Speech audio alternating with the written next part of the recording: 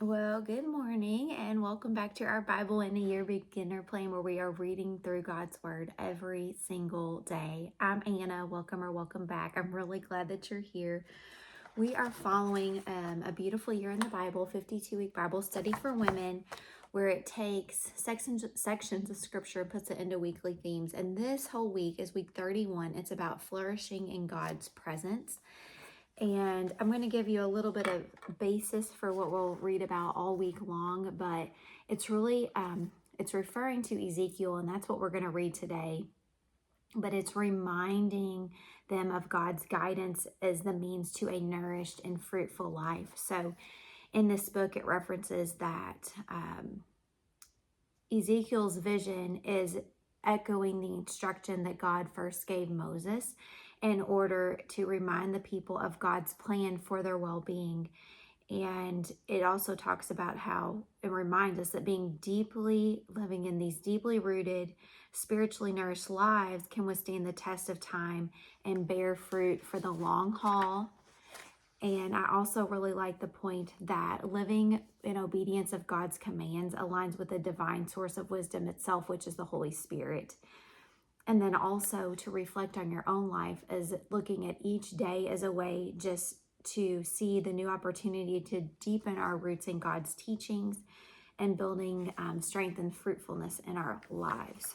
So as we read through Ezekiel 43 through 48 today, we'll kind of think about that. And then I have a reflection question. How does the vision of God's glory filling the temple shape your understanding of His holiness? Now, it's something you can just think about, but if you want to get the free printable, I have put that in the description box below, and you can grab that free printable there if it's something that you want to write out every day. Okay, we've got 43 through 48. God's glory returns to the temple.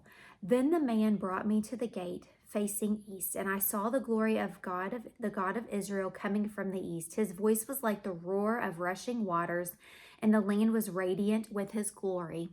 Hold on. I just realized, sorry, I didn't plug my mic in. The vision I saw was like the vision I had seen when he came to destroy the city, and like the visions I had seen by the Kabar River, and I fell face down. The glory of the Lord entered the temple through the gate facing east. Then the Spirit lifted me up and brought me into the inner court, and the glory of the Lord filled the temple. While the man was standing beside me, I heard someone speaking to me from inside the temple. He said, "Son of man, this is the place of my throne and the place for the soles of my feet. This is where I will live among the Israelites forever. The people of Israel will never again defile my holy name, neither they nor their kings, by their prostitution and the funeral offerings for their kings at their death. When they placed their threshold next to my threshold and their doorpost beside my doorpost, with only a wall between me and them, they defiled my holy name by their detestable practices. So I destroyed them in my anger. Now let them put away from me their prostitution and the funeral offerings for their kings, and I will live among them forever. Son of man, describe the temple to the people of Israel, that they may be ashamed of their sins. Let them consider it perfection. And if they are ashamed of all they have done, make known to them the desire of the temple, its arrangement, its exits and entrances, its whole design, and all its regulations and laws. Write these down before them so that they may be faithful to its design and follow all its regulations. This is the law of the temple. All the surrounding area on top of the mountain will be most holy, such as the law of the temple." Verse 13, the great altar restored.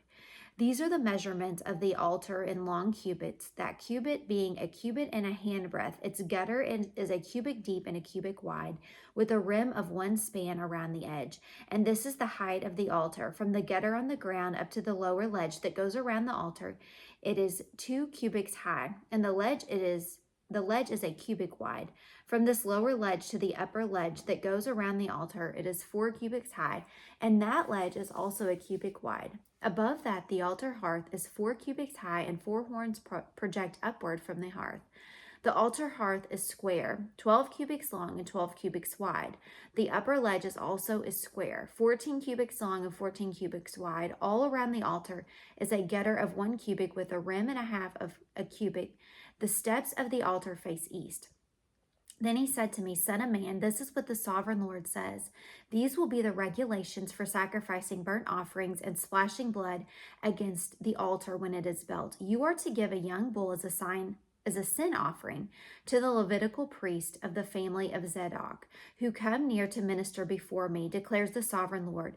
You are to take some of its blood and put it on the 4 horns of the altar and on the 4 corners of the upper ledge and all around the rim, and so purify the altar and make atonement for it. You are to take the bull for the sin offering and burn it in the designated part of the temple area outside the sanctuary. So on the 2nd day, you are to offer a male goat without defect for a sin offering, and the altar is to be purified as it was purified with the bull. When you have finished purifying it, you are to offer a young bull and ram from the flock, both without defect. You are to offer them before the Lord, and the priests are to sprinkle salt on them and sacrifice them as a burnt offering to the Lord. For 7 days, you are to provide a male goat daily for a sin offering. You are also to provide a young bull and a ram from the flock, both without defect. For 7 days, they are to make atonement for the altar and cleanse it. Thus they will dedicate it. At the end of these days, from the 8th day on, the priests are to present your burnt offerings and fellowship offerings on the altar. Then I will accept you, declares the sovereign Lord. Chapter 44, the priesthood restored. Then the man brought me back to the outer gate of the sanctuary, the one facing east, and it was shut. The Lord said to me, This gate is to remain shut. It must not be open. No one may enter through it. It is to remain shut because the Lord, the God of Israel, has entered through it. The prince himself is the only one who may sit inside the gateway to eat in the presence of the Lord. He is to enter by way of the portico of the gateway and go out the same way. Then the man brought me by way of the north gate to the front of the temple. I looked and saw the glory of the Lord filling the temple of the Lord, and I fell face down. The Lord said to me, Son of man, look carefully, listen closely, and give attention to everything I tell you concerning all the regulations and instructions regarding the temple of the Lord. Give attention to the entrance of the temple and all the exits of the sanctuary. Say to rebellious Israel, this is what the sovereign Lord says. Enough of your detestable practices, people of Israel. In addition to all your other detestable practices, you brought foreigners uncircumcised in heart and flesh into my sanctuary, desecrating my temple while you offered me food, fat, and blood, and you broke my covenant. Instead of carrying out your duty in regard to my holy things, you put others in charge of my sanctuary. This is what the sovereign Lord says. No foreigner uncircumcised in heart and flesh is to enter my sanctuary, not even the foreigners who live among the Israelites. The Levites who went far from me when Israel went astray and who wandered from me after their idols must bear the consequence of their sin. They must serve in my sanctuary, having charge of the gates of the temple and serving in it. They may slaughter the burnt offerings and sacrifices for the people and stand before the people and serve them. But because they served them in the presence of their idols and made the people of Israel fall into sin, therefore I have sworn with uplifted hand that they must bear the consequence of their sin, declares the sovereign Lord. They are not to come near to serve me as priest or come near any of my holy things or my most holy offerings. They must bear the shame. They must bear the shame of their detestable practices, and I will appoint them to guard the temple for all the work that is to be done in it. But the Levitical priests, who are descendants of Zadok and who guarded my sanctuary when the Israelites went astray from me, are to come near to minister before me. They are to stand before me to offer sacrifices of fat and blood, declares the sovereign Lord. They alone are to enter my sanctuary. They alone are to come near my table to minister before me and serve me as guards. When they enter the gates of the inner court, they are to wear linen clothes. They must not wear any woolen garment while ministering at the gates of the inner court or inside the temple. They are to wear linen turbans on their heads and linen undergarments around their waist. They must not wear anything that makes them perspire. When they go out into the outer court where the people are, they are to take off the clothes they have been ministering in and are to leave them in the sacred rooms and put on the other clothes so that the people are not consecrated through contact with their garments. They must not shave their heads or let their hair grow long, but they are to keep the hair of their heads trimmed. No priest is to drink wine when he enters the inner court. They must not marry widows or divorced women. They may marry only virgins of Israelites' descent or widows of priests. They are to teach my people the difference between the holy and the common and show them how to distinguish between the unclean and the clean. In any dispute, the priests are to serve as judges and decide it according to my ordinances. They are to keep my laws and my decrees for all my appointed festivals, and they are to keep my Sabbaths holy. A priest must not defile himself by going near a dead person. However, if the dead person was his father or mother, son or daughter, brother or unmarried sister, then he may defile himself. After he is cleansed, he must wait 7 days, and on the day he goes into the inner courts of the sanctuary to minister in the sanctuary, he is to offer a sin offering for himself, declares the sovereign Lord. I am to be the only inheritance the priests have. You are to give them no possession of Israel. I will be their possession. They will eat the grain offering, the sin offering, and the guilt offering, and everything in Israel devoted to the Lord will belong to them. The best of all the firstfruits and all of your special gifts will belong to the priest. You are to give them the first portion of your ground meat, so that a blessing may rest on your household. The priest must not eat anything, whether bird or animal, found dead or torn by wild animals.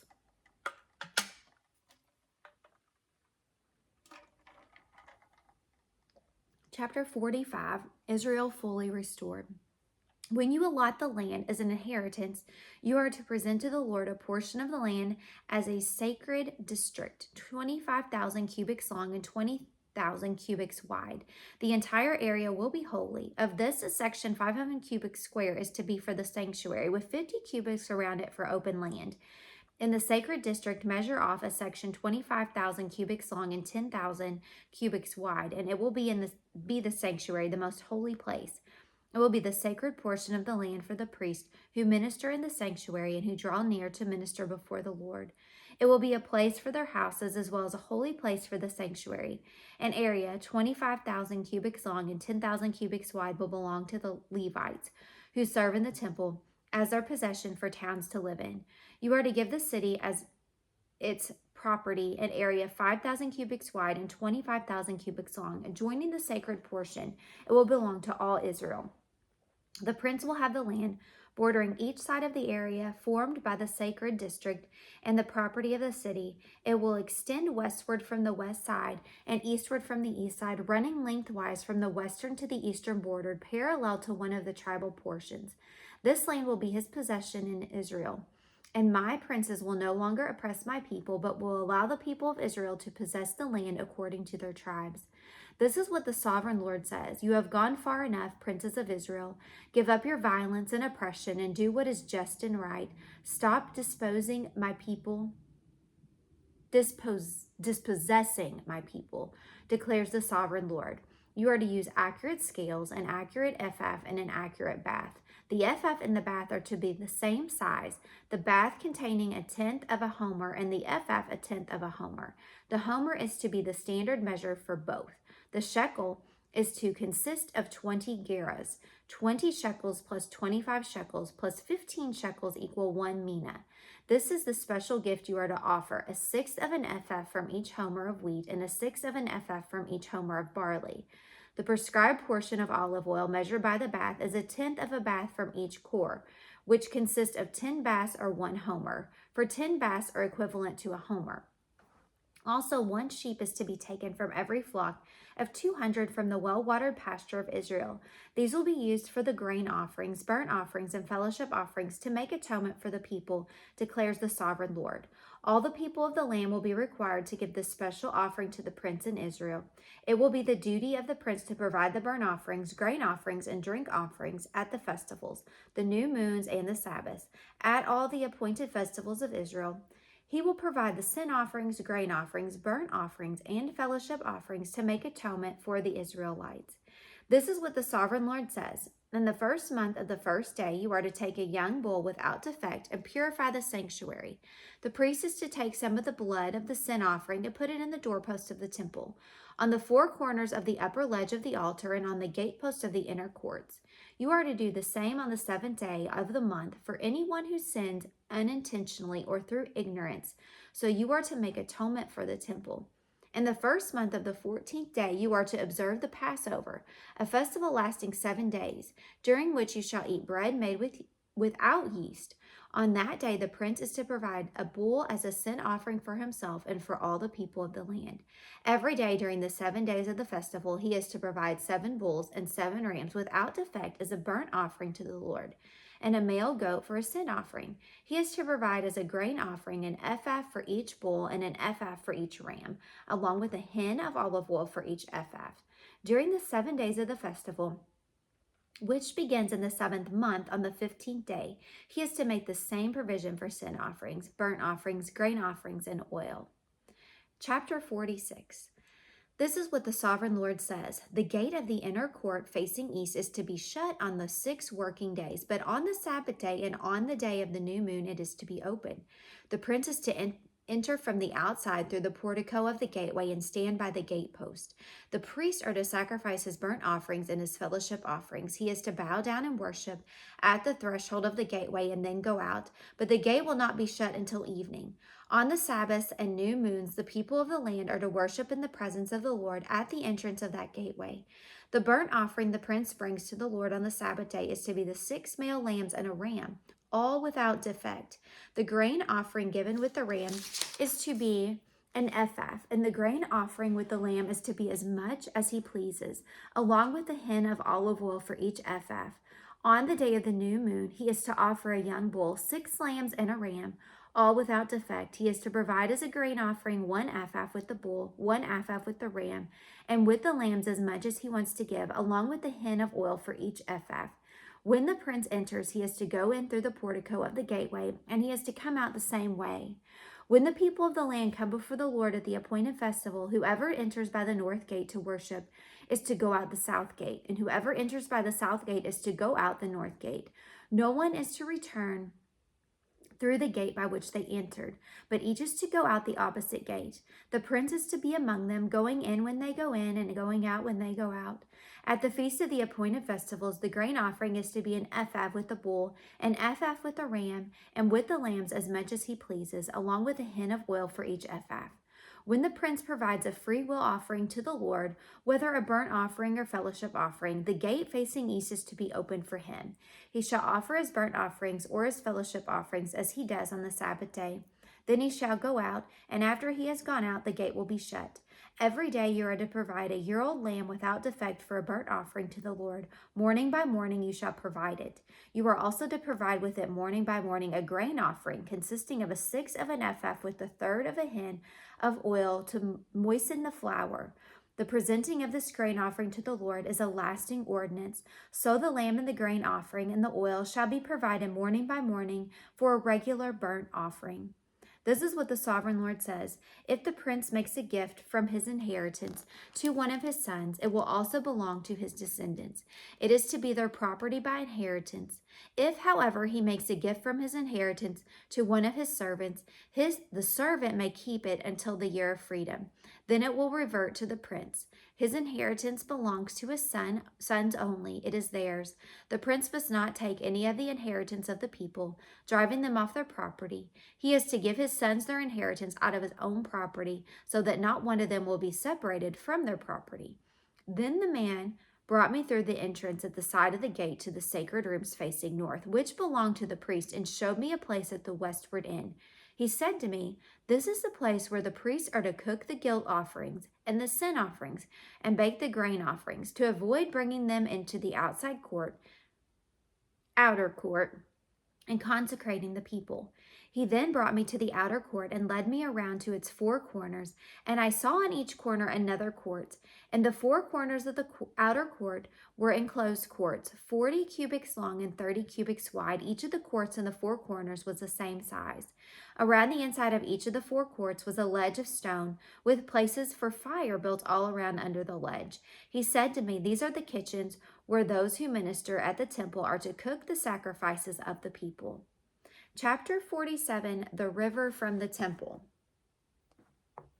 The man brought me back to the entrance to the temple, and I saw water coming out from under the threshold of the temple toward the east, for the temple faced east. The water was coming down from under the south side of the temple, south of the altar.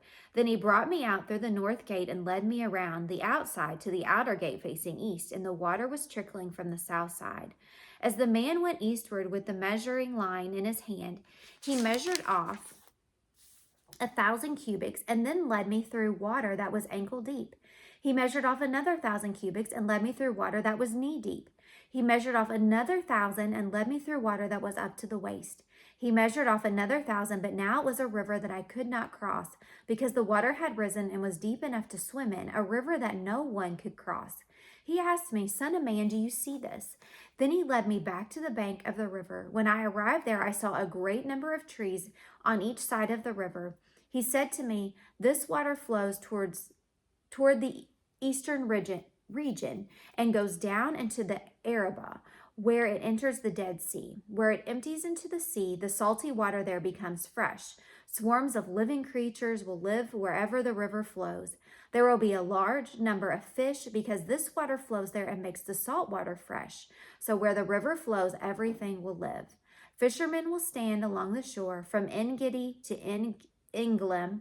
There will be places for spreading nets. The fish will be of many kinds, like the fish of the Mediterranean Sea. But the swamps and the marshes will not become fresh. They will be left for salt. Fruit trees of all kinds will grow on both banks of the river. Their leaves will not wither, nor will the fruit fail. Every month they will bear fruit, because the waters from the sanctuary flows to them. Their fruit will serve for food, and their leaves for healing." Verse 13, the boundaries of the land. This is what the sovereign Lord says. "These are the boundaries of the land that you will divide among the 12 tribes of Israel as their inheritance. With 2 portions for Joseph, you are to divide it equally among them, because I swore with uplifted hand to give it to your ancestors. This land will become your inheritance. This is to be the boundary of the land. On the north side, it will run from the Mediterranean Sea by the Hethlon road, past Lebo Hamath to Zedad, Berathath, and Sibram, which lies on the border between Damascus and Hamath, as far as Hazar Hatticon, which is on the border of Haran. The boundary will extend from the sea to Hazar Enan along the northern border to Damascus, with the border of Hamath to the north. This will be the northern boundary. On the east side, the boundary will run between Haran and Damascus, along the Jordan between Gilead and the land of Israel to the Dead Sea as far as Tamar. This will be the eastern boundary. On the south side, it will run from Tamar as far as the waters of Meribah and Kadesh, then along the Wadi, W-A-D-I, of Egypt to the Mediterranean Sea. This will be the southern boundary. On the west side, the Mediterranean Sea will be the boundary to a point opposite Lebo Hamath. This will be the western boundary. You are to distribute this land among yourselves according to the tribes of Israel. You are to allot it as an inheritance for yourselves and for the foreigners residing among you and who have children. You are to consider them as native-born Israelites. Along with you, they are to be allotted an inheritance among the tribes of Israel. In whatever tribe a foreigner resides, there you are to give them their inheritance, declares the sovereign Lord. Chapter 48, the division of the land. These are the tribes listed by name. At the northern frontier, Dan will have 1 portion. It will follow the Hethlon road to Lebo Hamath. Hazar Enan and the northern border of Damascus next to Hamath will be part of its border from the east side to the west side. Asher will have 1 portion. It will be border the territory of Dan from east to west. Naphtali will have 1 portion. It will border the territory of Asher from east to west. Manasseh will have 1 portion. It will border the territory of Naphtali from east to west.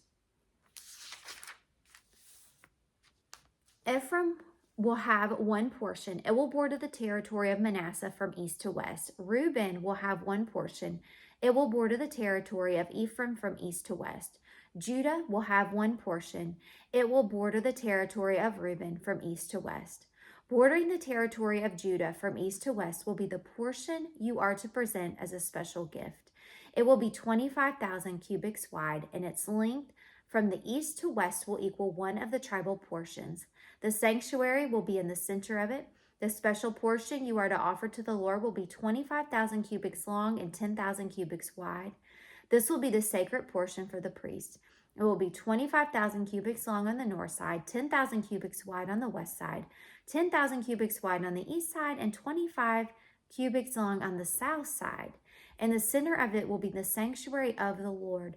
This will be for the consecrated priests, the Zadokites, who were faithful in serving me and did not go astray as the Levites did when the Israelites went astray.